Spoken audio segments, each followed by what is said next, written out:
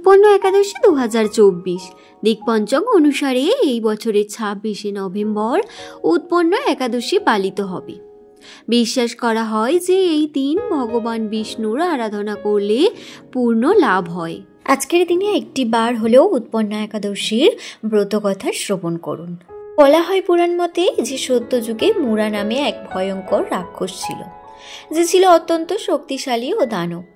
তার অসাধারণ ক্ষমতা ব্যবহার করে তিনি শুধু ইন্দ্রকে নয়, অন্যান্য দেবতাকেও পরাজিত করেছিলেন এবং ইন্দ্রলোকের ওপর শাসন করতে শুরু করেছিলেন। তার অত্যাচারে অবসান ঘটানোর জন্য সমস্ত দেবতারা শিবের কাছে গিয়েছিলেন সাহায্যের জন্য।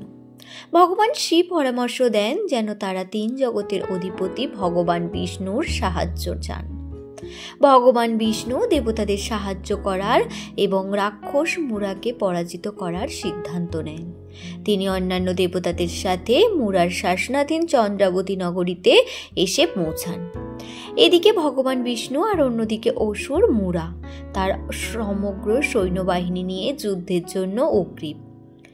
পৌরাণিক কাহিনী অনুসারে ভগবান বিষ্ণু তার সুদর্শন চক্র এবং ঐশ্বরিক গদা ব্যবহার করে মুরার সমগ্র সেনাবাহিনীকে ধ্বংস করে দিয়েছিলেন, কিন্তু তার সমস্ত অস্ত্র মুরা শক্তির বিরুদ্ধে অকার্যকর প্রমাণিত হয়েছিল। তার সুদর্শন চক্র, তার গদা মুরাকে শিরচ্ছেদ করতে বা তাকে পরাজিত করতে পারেনি।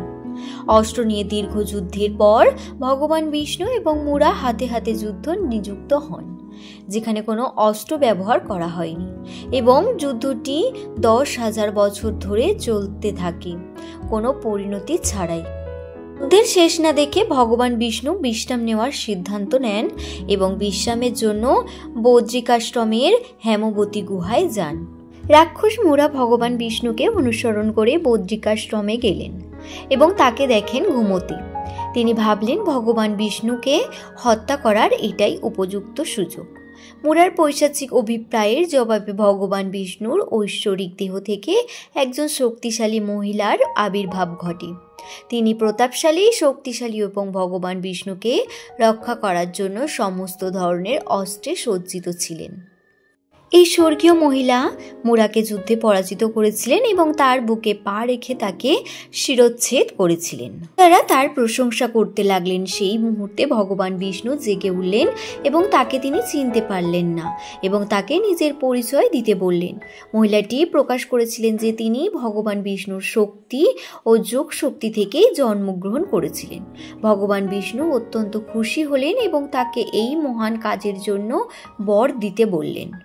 মহিলাটিকে অনুরোধ করলেন, দয়া করে আমাকে এমন এক শক্তি দান করুন যা একাদশী উপবাস পালনকারীদের সমস্ত পাপ ধ্বংস করবে এবং তাদের মুক্তির দিকে নিয়ে যাবে। আমাকে সমস্ত পবিত্র স্থানের মধ্যে সবচেয়ে গুরুত্বপূর্ণ এবং সেরা হতে আশীর্বাদ করুন। আমাকে সেই বর দিন যাতে আমি পারি আমার সমস্ত ভক্তদের ধার্মিকতা, সম্পদ এবং মুক্তির আশীর্বাদ দান করতে। ভগবান বিষ্ণু তাকে বর দিয়েছিলেন এবং বলেছিলেন, তুমি একাদশীতে জন্মগ্রহণ করেছিলে আর তাই তুমি সারা বিশ্বে একাদশী নামে পরিচিত হবে।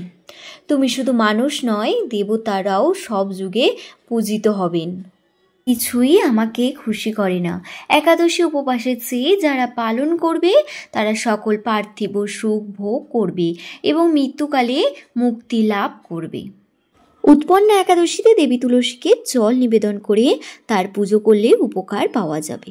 মা তুলসীর সামনে 5টি প্রদীপ জ্বালান, 7 বার প্রদক্ষিণ করে তার 108টি নাম জপ করলে ভগবান বিষ্ণু প্রসন্ন হন এবং সমস্ত ধরনের আর্থিক সমস্যাও দূর হয়।